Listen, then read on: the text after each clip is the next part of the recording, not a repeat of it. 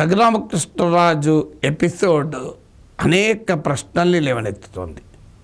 మొదటిది, Bharatiya Janata party రఘురామకృష్ణరాజుకు ticket ఇవ్వకపోవడం న్యాయమా అన్యాయమా? బీజేపీ వాదన ఏంటంటే ఆయన మా పార్టీ సభ్యుడే కాదు, ఆయనకు టికెట్ ఇవ్వడము ఇవ్వకపోవడము అని చర్చ ఎన్నికలు వస్తుంది. అంటే మా పార్టీలో సభ్యుడే కాని వ్యక్తి మేము పరిగణలోకి ఎలా తీసుకుంటాము అనేది బీజేపీ వాదన. కానీ రఘురామకృష్ణరాజుకే టికెట్ ఇవ్వాలి అని బీజేపీ అనుకుంటే ఆయన బీజేపీలో చేర్చుకొని ఇచ్చేది కదా. ఎంతమందికి అప్పటికప్పుడు బీజేపీలో చేర్చుకొని టికెట్ ఇవ్వడం లేదు. మీకు తెలంగాణలో ఇప్పుడు ఆంధ్రప్రదేశ్లో ఇదే ట్రెండ్ మనం చూస్తున్నాం కదా. మీకు జగదీష్ షట్కర్ ఆయన కర్ణాటక మాజీ ముఖ్యమంత్రి అసెంబ్లీ ఎన్నికల సమయంలో బీజేపీలో చేరాడు, కాంగ్రెస్లో చేరాడు, ఇప్పుడు మళ్ళీ బీజేపీకి వచ్చాడు. వచ్చిన వెంటనే ఆయనకు పార్లమెంటుకు టికెట్ ఇచ్చారు, ధార్వాడ్ బెలవాయి నుంచి. అలాగే మీకు వరప్రసాద్ ఆయన జనసేనలో చేరతారని వార్తలు వచ్చాయి, పవన్ కళ్యాణ్ కూడా కలిశాడు. ఆ సీటు బీజేపీకి వెళ్ళడంతో బీజేపీ తరఫున అభ్యర్థి అయిపోయాడు. తెలంగాణలో మీకు బీబీ పాటిల్ ఇటీవల జహీరాబాద్ బీఆర్ఎస్ ఎంపీగా ఉండే బీజేపీలో చేరాడు, వెంటనే టికెట్ ఇచ్చారు. అందువల్ల బీజేపీ ఇలా ఉదాహరణ మన కోకొల్లలు. రఘురామకృష్ణరాజుకి నిజంగానే టికెట్ ఇవ్వాలి అని బీజేపీ భావిస్తే ఆయన పార్టీ సభ్యుడు కాదు అన్నది ఇష్యూ కాదు. ఆయన పార్టీలో చేర్చుకోనైనా ఆయనకు టికెట్ ఇచ్చేవారు. ఆయన జగన్ను తీవ్రంగా వ్యతిరేకిస్తాడు గనక ఆయనకు సీట్ ఇవ్వడం అనేది న్యాయమో అని బీజేపీ భావిస్తే పార్టీలో చేరలేడు అనేది ఇష్యూ కాదు. రఘురామకృష్ణరాజు పార్టీలో చేరవంటే చేరేవాడు, ఆయన బీజేపీ అభ్యర్థిగా అయిపోయేవాడు. అందువల్ల మొదటి ప్రశ్న, మరి బీజేపీ చెప్తున్నది నిజమా?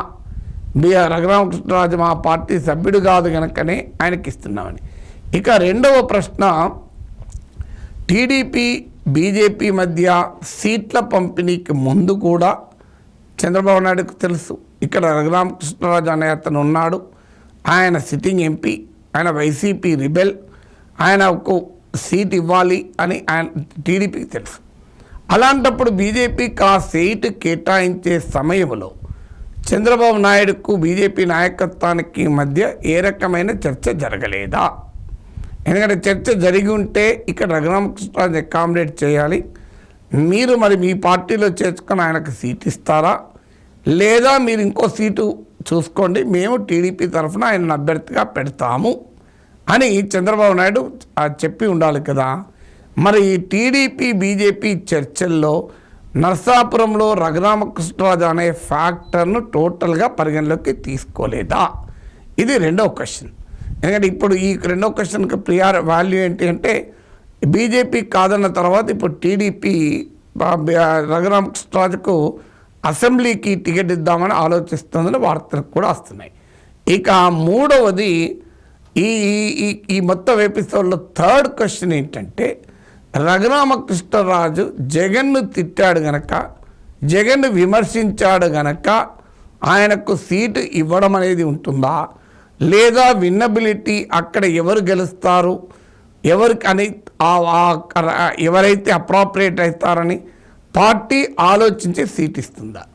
రఘురామకృష్ణరాజు వర్షన్ ఏంటంటే, తాను జగన్ పైన తిట్టే రోజు విమర్శించాడు కనుక తనకు ఆటోమేటిక్గా అది ఏ పార్టీ అయినా తనకే ఇవ్వాలి అనే వర్షన్ పెడుతున్నారు. సో రాజకీయాల్లో అలా ఉంటుందా? ఒక జగన్మోహన్ రెడ్డిని విమర్శించడం అనే ప్రాతిపదిక పైన ఎవరు గట్టిగా విమర్శిస్తే వాళ్ళకు సీట్లు ఇచ్చుకుంటూ పోతే చాలామంది విమర్శించే వాళ్ళు, ఇంతకన్నా తీవ్రంగా విమర్శించే వాళ్ళు కూడా పుడతారు. ఎందుకంటే అదొక బ్రహ్మాండమైన అవకాశం కదా, చెడామడా జగన్ అనాలి అంటే ఎంపీ అయిపోవచ్చు అని. అందువల్ల సీటు రావడం అనే దానికి అనేక ఫ్యాక్టర్స్ ఉంటాయి తప్ప ఒక్క జగన్ను విమర్శించడం అనే ఏకైక క్వాలిఫికేషన్తో ఎక్కడైనా పార్లమెంటుకు పోటీ చేసే అవకాశం ఉంటుందా? ఇక నాలుగవది, జగన్మోహన్ రెడ్డి భారతీయ జనతా పార్టీకి ఉన్న సాన్నిహిత్యం వల్ల రఘురామకృష్ణరాజుకు రాకుండా చేశాడు అన్నది ఆయనే ఆరోపిస్తున్నారు. అదే నిజమైతే రఘురామకృష్ణరాజు కూడా బీజేపీ నాయకుల సన్నిహితం, ప్రధానమంత్రి, హోంమంత్రితో సహా బీజేపీ నేతలు చాలామంది రఘురామకృష్ణరాజుకు చాలా దగ్గర సన్నిహితం. లోక్సభ స్పీకర్ ఓం బిర్లా, మరి బీజేపీతో రఘురామకృష్ణరాజుకున్న సాన్నిహిత్యం కన్నా జగన్కు అంతకన్నా ఎక్కువ సాన్నిహిత్యం ఉందా? ఇది 4వ ప్రశ్న. ఇక 5వ ప్రశ్న ఏంటంటే, రాజకీయాల్లో మరి అంత ఇన్ఫ్లుయెన్స్ జగన్మోహన్ రెడ్డికి బీజేపీ నాయకత్వం పైన ఉంటే అసలు బీజేపీని టీడీపీతో కలవకుండా ఆపగలిగేవారు కదా, ఎందుకు ఆపలేకపోయాడు? ఎందుకంటే బీజేపీ కలవడం తనకు నష్టం అని జగన్ భావించి ఉంటే సో జగన్మోహన్ రెడ్డి ఈజీగా ఇన్ఫ్లుయెన్స్ చేసేవాడు కదా. వాస్తవంగా జనసేన టీడీపీ కలిస్తే తనకు నష్టమని జగన్ భావించుంటాడు. అందువల్ల ఆయన ఈ టీడీపీ జనసేన కలవకుండా చాలా కృషి చేసి ఉండొచ్చు కూడా. కానీ బీజేపీ కూడా కలవకూడదు అనేటువంటి ఫ్యాక్టర్కు అంత ప్రియారిటీ జగన్మోహన్ రెడ్డి నిజంగానే ఇచ్చాడా అనే క్వశ్చన్ కూడా ముందుకు వస్తుంది. 6వ ప్రశ్న, రఘురామకృష్ణరాజుకు బీజేపీలో టికెట్ రాకుండా టీడీపీ బీజేపీకి ఆ సీటు ఇచ్చేలా జగన్మోహన్ రెడ్డి ఇన్ఫ్లుయెన్స్ చేయగలిగితే మరి ఇన్ని రోజులుగా వైసీపీ పార్లమెంట్ సభ్యుడిగా ఉంటూ బహిరంగంగా జగన్మోహన్ రెడ్డిని ఇరిటేట్ చేస్తూ తీవ్రంగా విమర్శిస్తుంటే బీజేపీ నేతలతో తనకున్న సాన్నిహిత్యం ద్వారా ఆయనను ఎందుకు ఆయన ఎందుకు డిస్క్వాలిఫై చేయించలేకపోయారు? నిజంగా ఇవాళ సీటు రాకుండా చేసే శక్తే జగన్కుంటే ఏనాడో రఘురామకృష్ణరాజును డిస్క్వాలిఫై చేసి ఆ సీట్లో బై ఎలక్షన్ తెచ్చుకొని తాను గెలిచే ప్రయత్నం జగన్ చేయాలి కదా. కానీ ఎక్కడా ఆ ప్రయత్నం చేసినట్టు కాలేదు, రఘురామకృష్ణరాజు డిస్క్వాలిఫై కాలేదు. ఇక 7వ ప్రశ్న ఏంటంటే, రఘురామకృష్ణరాజు ఎపిసోడ్లో మనకు ఆసక్తికరమైన ట్విస్ట్ ఏంటంటే ఆయన ఇప్పుడు అసెంబ్లీ ఎన్నికలకు పోటీ చేస్తున్నాడు. అంటే బీజేపీ నేతల దగ్గర అంత పరుపతి ఉన్న జగన్ పార్లమెంటుకు పోటీ చేయడానికేమో రఘురామకృష్ణరాజుకు అడ్డుపడతాడు, కానీ అసెంబ్లీకి పోటీ చేయడానికి అడ్డుపడడా? అఫ్కోర్స్ ఇంకా కన్ఫర్మ్ కాలేదు. ఒకవేళ కన్ఫర్మ్ అయితే ఈ ప్రశ్న అనివార్యంగా ఉత్పన్నమవుతుంది. ఎందుకంటే పార్లమెంట్లో రఘురామకృష్ణరాజు ఉంటే జగన్కు వచ్చే సమస్య కన్నా అసెంబ్లీలో రోజు తన ఎదురుగా ఉంటే ఇంకెక్కువ సమస్య ఉంటుంది. అసెంబ్లీలో కూర్చొని రోజు తనపైన విమర్శలు చేస్తుంటే, అందువల్ల జగన్మోహన్ రెడ్డి గనక అవకాశం ఉంటే పార్లమెంటుకు రఘురామకృష్ణరాజు పోకుండా చేస్తాడు, అసెంబ్లీకి కూడా పోకుండా చేస్తాడు.